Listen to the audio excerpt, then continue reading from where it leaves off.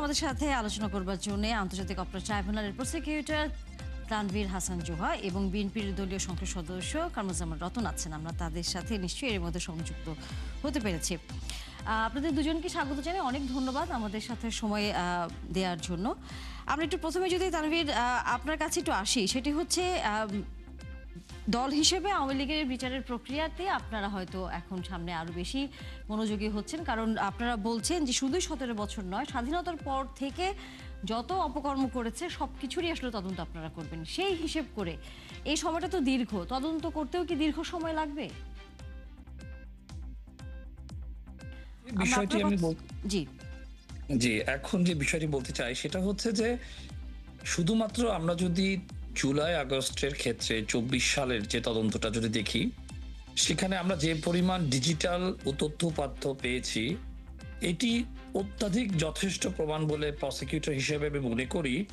তাদের command structure wide spread, সেটা মাঠ পর্যায়ে কর্মী থেকে শুরু করে সেটা তৎকালীন যে সকল দায়িত্বপ্রাপ্ত এমপি এবং মাঠ পর্যায়ে ছাত্র লীগের যে এবং যুব লীগের যে সকল কর্মীরা এসএমএস তারা প্রদান করেছে এবং যে ভয়েসে যারা যে পরিমাণ কথা বলেছে, যেটা ট্রিগার ছিল তাদের অ্যাক্টিভিটি মনিটর করত, আসলে তারা মাঠ পর্যায়ে কতটা কাজ করছে এবং তারা এসএমএস এর মাধ্যমে তারা যেভাবে এই হত্যাযজ্ঞ এবং উইপেন, পাশাপাশি আমি দায়িত্ব নিয়ে বলতে চাই বিভিন্ন দেশের গোয়েন্দা সংস্থাদের তাদের যে আলোচনাগুলো সেগুলো আমাদের ফরেন্সিকে এসেছে এবং এখান থেকে আসলে 24-এর জুলাই আগস্ট নিয়েই যদি শুধুমাত্র আমরা আলোচনা করি তাহলে এই আলোচনাটা আসলে শেষ হবে না। এবং আরেকটা ব্যাপার বলতে চাই, যতগুলো গুম খুন হয়েছে প্রত্যেকটা গুম খুনের পিছনে ট্রিগার করা ছিল, বিভিন্ন রকমের সংস্থা তাদেরকে ট্রিগার করেছে, লোকেশন ট্রেস আউট করেছে, সে সকল ডিজিটাল ফুটপ্রিন্ট পাওয়া গিয়েছে, সেটা একেবারে 9 সাল থেকে। এবং আপনার জ্ঞাতার্থে আরো বলতে চাই, বিজিবি বা বিডিআর যে বিদ্রোহ হয়েছে, সে বিদ্রোহের টোটাল ডিজিটাল আর্কাইভিং করা আছে এবং টেলিকমিউনিকেশন অ্যাক্টের একটা স্পেশাল একটা ইনস্ট্রাকশন আছে ডেটা প্রিজার্ভেশনের, সেই বিষয়গুলো আমরা খতিয়ে দেখছি। এছাড়াও আমাদের 5i এবং 9i যে কন্ট্রাক্টসগুলো আছে স্যাটেলাইট ইমেজের জন্য, সেগুলোর বিষয়ে আমাদের তদন্ত সংস্থা অধিকতর প্রয়োজনীয় ব্যবস্থাগুলো দিচ্ছে। ধন্যবাদ। জি, আপনি আছেন আমাদের সাথে। আমাদের আরেকজন অতিথি আছেন বিএনপির দলীয় সংসদ সদস্য কামরুজ্জামান রতন। সেটি হচ্ছে যে আওয়ামী লীগের যে বিচারের প্রক্রিয়ার মধ্য দিয়ে আমরা সামনের দিনগুলোতে হয়তো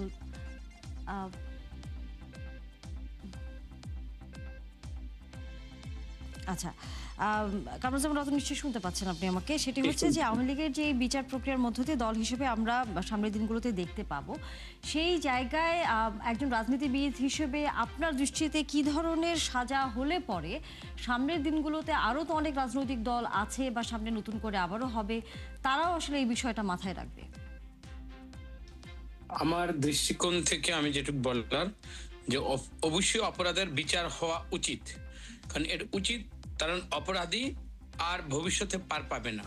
এবং এই অপরাধের যে বিচার হয় ভবিষ্যতে আমি বা আপনি যে দলই থাকুক রাষ্ট্র ক্ষমতায়, তারা যে আর কোনো অপকর্ম এবং তারাও যে জনগণের উপর কোনো নিষ্পেষণ, নির্যাতন, অন্যায় যে অত্যাচার করবে না, ভবিষ্যৎ আমি এবং আমার রাষ্ট্রের এবং আমার দলের দায়িত্বের ক্ষেত্রেও আমি সেটাকে সচেতন হব, সতর্ক হব। এই জন্যই এই বিচারটা খুবই দরকার। বিচারহীনতার বলতে কোনো শব্দ থাকতে পারবে না। এত শহীদের রক্তের পরে বিচার হবে না বা আমি আবার দানব হব, এই সুযোগটা আমাকেও দেওয়া উচিত না। আমার কথা স্পষ্ট, আমি এই বার্তাটাই আপনাকে আমি দিলাম।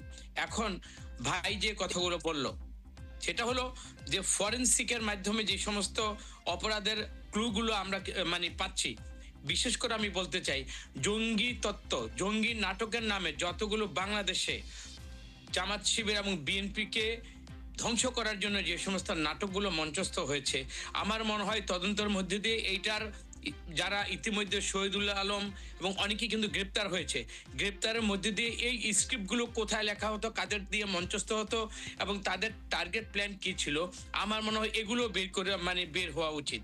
আমার মনে হয় অপরাধীরা যদি পার পেয়ে যায় এবং অপরাধীরা কোনো অজুহাতে যদি আমার এই যে উনি বলতেছিলেন যে ফরেন্সিকের বিভিন্ন কিছু ওনারা ফেসিস্টরা ওরা নষ্ট করে গিয়েছে, এই নষ্ট করে নিশ্চয় কোথাও কোথাও আলামতটা থেকে যায়।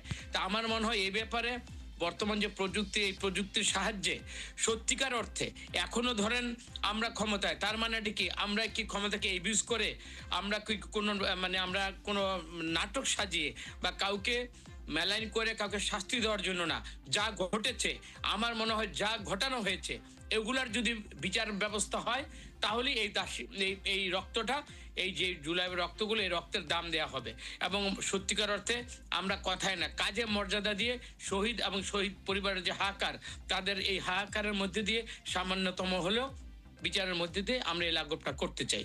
আর সর্বশেষ আমার পরবর্তীতে আমাকে যদি প্রশ্ন করা হয়, সেই প্রশ্নগুলো আমি অবশ্যই, আমি দেখেন আমিনুল ইসলাম সাহেবকে আমরা চিনি এবং ম্যাডামের যে একটা হাস্যস্কর, ম্যাডামকে যে মামলাটা দিয়ে যে সাজাটা দেয়া হলো, আমরা ম্যাডামের দেহরক্ষী হিসেবে আমরা থাকতাম, আমরা দেখতাম যে কোর্টের আক্তারুজ্জামান কিভাবে এবং ওই সময়ের যে গভর্নমেন্টের যে প্রসিকিউটরগুলো ছিল, এই প্রসিকিউটর যারা ছিল তারা দেখেছি কি মানে তাদের দাম্ভিকতা দেখেছি।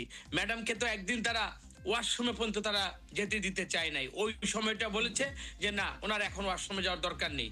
তা আমরা এই নির্মমতা, উপহাস এবং এই বর্বরতা দেখেছি। এই জালেমদের যদি বিচার না হয়, এই ভবিষ্যতের প্রজন্ম আমরা অনেকে মানে মরে গিয়েও আমরা কিন্তু শান্তি পাবো না।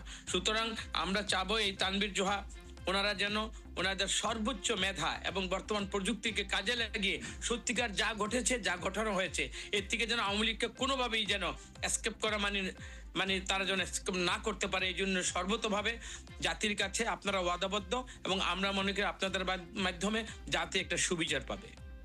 একই সাথে যেহেতু আওয়ামী লীগের নিজের করা আইনেই তাদেরকে এবার বিচারের মুখোমুখি হতে হচ্ছে, সেই হিসেব করে এটা নিশ্চয়ই অন্য রাজনৈতিক দলগুলোর কাছেও তো এক ধরনের বার্তা যে এই যে দলের ভিতর যে সংস্কার অথবা সাংগঠনিকভাবে যেই পরিবর্তন, পরিশোধন বা পরিমার্জনের কথা বারবার বলা হয়, সেটি তো নিশ্চয়ই এক ধরনের দলগুলোর কাছে এই বার্তাটি যাবে বলে আপনার কাছে মনে হয়? অবশ্যই।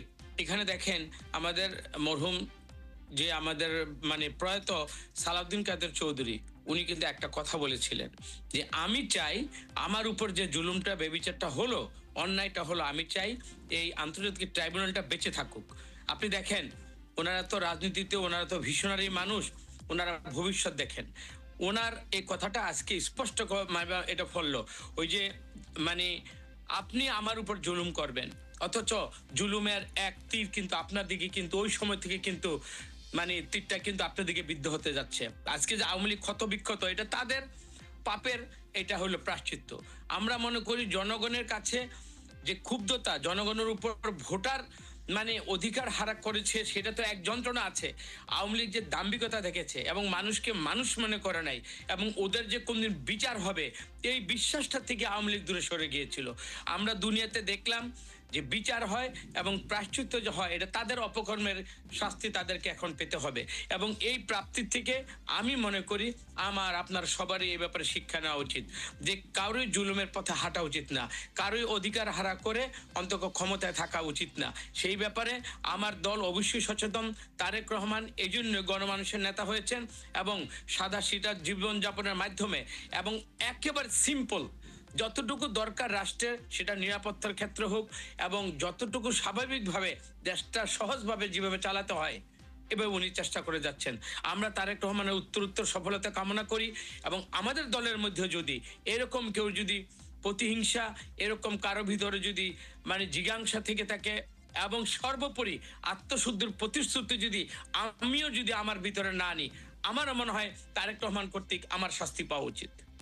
জি, তানভীর জোহা, এই যে রাজনৈতিক দলগুলোর যে পরিবর্তনের কথা আসলে আমরা বলি, আপনার কাছে হচ্ছে দুটি প্রশ্ন। তাতে আপনার কাছে মনে হয় কিনা যে যদি এই তদন্ত এবং বিচারটি আসলে করা যায় তাহলে একটি দৃষ্টান্ত হবে এবং রাজনৈতিক দলগুলোর কাছে একটা বার্তাও যাবে, এক। দ্বিতীয়ত হচ্ছে যেহেতু আমরা তদন্ত শুরু করছি, কতটা সময় আসলে লাগতে পারে বিশেষ করে? কারণ যদি স্বাধীনতার পর থেকে আমরা চিন্তা করি, এটা কি দীর্ঘায়িত হয়ে যাবে? অন্য মামলার মতো কি এটা আসলে অনেক সময় লাগছে, অনেক দিন ধরে এই বিচার বা তদন্তের প্রক্রিয়াটি চলবে বলে কি ধরনের কোনো আশঙ্কা সাধারণ মানুষের মধ্যে আসতে পারে? সেরকম সুযোগ কি আছে? জি, ধন্যবাদ। আমি একটি বিষয় বলতে চাই, আমরা যে ডিজিটাল ইলেকট্রনিক এভিডেন্স এবং জিওলোকেশন যেভাবে সন্দেহাতীতভাবে ফ্যাসিবাদ সরকারের যে সকল অভিযুক্ত কর্মকর্তাদেরকে আমরা আন্তর্জাতিক অপরাধ ট্রাইব্যুনালে প্রেরণ করছি, আমাদের প্রত্যেকটা জাজমেন্ট কিন্তু আমাদের এটা ইউকেতে এবং ইউরোপিয়ান ইউনিয়নে কিন্তু দেখানো হয়েছে এবং ডিএলআর এটা প্রতিষ্ঠিত হয়েছে। আমাদের এই এভিডেন্সটাকে সন্দেহাতীতভাবে স্বীকৃত দিয়েছে অফিসিয়ালি বিবিসি সহ অন্যান্য সুইজারল্যান্ড ভিত্তিক টেক জায়ান্ট গুলা।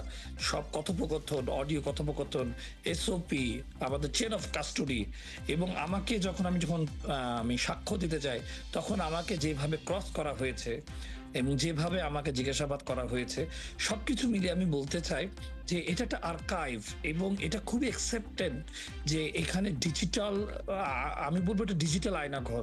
শুধু আয়নাঘর বলে ভুল হবে। ডিজিটাল আয়নাঘর কেন? কারণ অস্বীকার করার কিছু নেই, যে সকল ব্যক্তিগুলো গুম হয়েছে তাদের প্রত্যেকটি টেলিফোন ট্রিগার ছিল। সে কে ট্রিগার করেছে, কোন অফিসার করেছে, কখন করেছে, সন্দেহাতীতভাবে এই উপাত্তগুলো ট্রাইব্যুনালে এটা প্রকাশিত হয়েছে এবং কোনো কোশ্চেন এখানে কিন্তু নেই এবং কোনো বানানো বিবৃতি নেই। এখানে কিছু অপপ্রচার হয় এবং আজকেও আমরা দেখেছি যে ফ্যাসিবাদী গ্রুপ একটা বট তৈরি করে আমাদের বিভিন্ন রকমের কোশ্চেনিং করছে, আমাদের ব্যক্তিগত আক্রমণ করা হচ্ছে। তো এইগুলোর মাধ্যমে তারা ডাইভার্সিফিকেশন করতে চায়, কিন্তু প্রিভিয়াস অ্যাক্টিভিটিগুলো কিন্তু সবই রেকর্ডেড। এটা আমি শুধুমাত্র গুম খুনের কথাগুলো বলছি এবং সেটা কিন্তু রিসেন্ট না। এটা আমি দায়িত্ব নিয়ে বলতে পারি, টেলিকমিউনিকেশন স্ট্যাটাস আসার পর যখন আমাদের মনিটরিং সিস্টেমটা আসলো, প্রত্যেকটি জিনিস আমরা আসলে বের করতে পারবো এবং সেই জিনিসটাতে আমরা আসলে ট্রায়াল করতে পারবো। আরেকটা ব্যাপার আমি বলতে চাই যে এর কনসিকুয়েন্সটা লম্বা, মানে স্বাধীনতার পরের বিষয়গুলোতে আমার যেহেতু জন্মের পূর্বের একটি ঘটনা, আমাদের অভিজ্ঞ তদন্তকারী কর্মকর্তারা মূলত সেগুলো তদন্ত করবেন। বাট আমরা যারা এই মানে 90s এর, আমরা শুধুমাত্র ডিজিটাল ফরেনসিকের উপর বেসিস করে আমরা এই ট্রায়ালটি করতে চাই। আমরা এক্ষেত্রে শাস্তির বিধানটি যদি কি হতে পারে সেই সম্পর্কে যদি আপনার কাছ থেকে জানি। হ্যাঁ, সেখানে আমাদের সুস্পষ্টভাবে বলা আছে দল নিষিদ্ধ করা, দলের উপর যে কোনো প্রকার ডাইরেকশন আমাদের মাননীয় ট্রাইব্যুনাল দিতে পারবে এবং এমনকি দলের প্রপার্টিজ পর্যন্ত জব্দ করে সেটাকে অধিগ্রহণ করতে পারবে।